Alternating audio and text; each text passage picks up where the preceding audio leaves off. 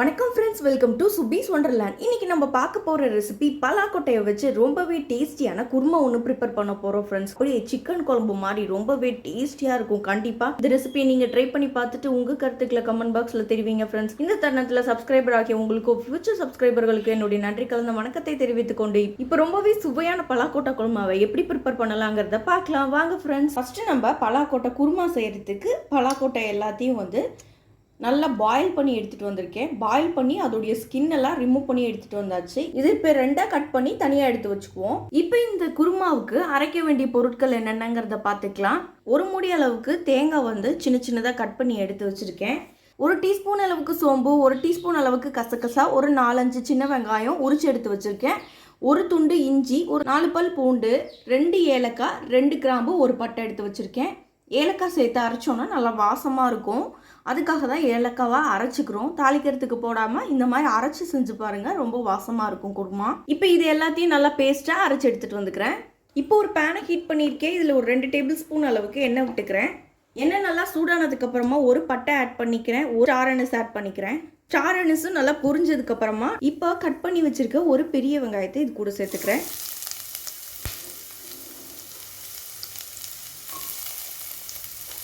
நல்லா வதக்கிக்குவோம்.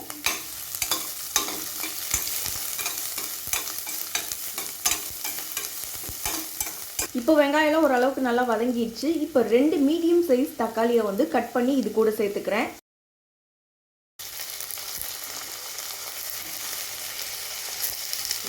தக்காளியும் நல்லா வதங்கி வரட்டும்.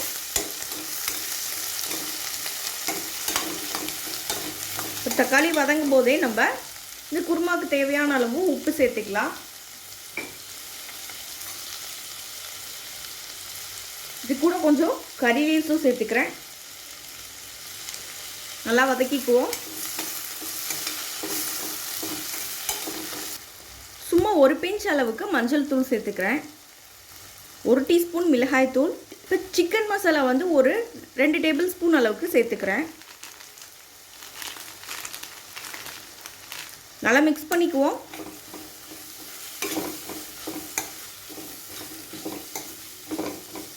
இப்போ நம்ம அரைச்சி வச்சிருந்த தேங்காய் பேஸ்ட்டை இதில் சேர்த்துக்கலாம்.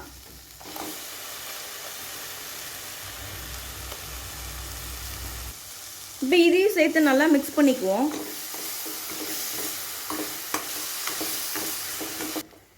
இப்போ நல்லா மிக்ஸ் பண்ணியாச்சு. இப்போ நம்ம ஆல்ரெடி பாயில் பண்ணி கட் பண்ணி வச்சுருந்த பலாக்கொட்டைகளை இதில் சேர்த்துக்கலாம். இதையும் சேர்த்து ஒரு நல்ல மிக்ஸ் கொடுத்துக்கலாம். ரொம்ப டேஸ்ட்டாக இருக்கும் இந்த குருமா. நீங்கள் ரைஸ் வெரைட்டிஸ் அப்படி இல்லைன்னா இட்லி, தோசை, சப்பாத்தி எதுக்கு வேணால் நல்ல ஒரு சைட் டிஷ்ஷாக எடுத்துக்கலாம். இப்போ இந்த குருமாவுக்கு தேவையான அளவு தண்ணி ஆட் பண்ணிக்குவோம். குருமா ரொம்ப லிக்விடாக இருந்தால் நல்லா இருக்காது, கொஞ்சம் கெட்டியாக இருந்தால் தான் நல்லாயிருக்கும். அதனால் அதுக்கேற்ற மாதிரி பார்த்து தண்ணி ஆட் பண்ணிக்கோங்க. இப்போ இதை ஒரு 15 நிமிஷம் நல்லா கொதிக்க விட்டு எடுத்துக்குவோம். பாருங்கள், ஒரு 15 நிமிஷம் நல்லா இந்த குருமாவை கொதிக்க விட்டு எடுத்துகிட்டு வந்திருக்கேன். எண்ணெயெல்லாம் பிரிஞ்சு ரொம்ப நல்லா வந்திருக்கு. பாருங்கள், நல்ல ஒரு திக் கன்சிஸ்டன்சிக்கு இருக்குது இந்த குருமா. இப்படி இருந்தால் தான் சாப்பிட நல்லாயிருக்கும். இப்போ நல்லா குக்காய் வந்துடுச்சு. இப்போ ஃப்ளேம் ஆஃப் பண்ணிக்கலாம்.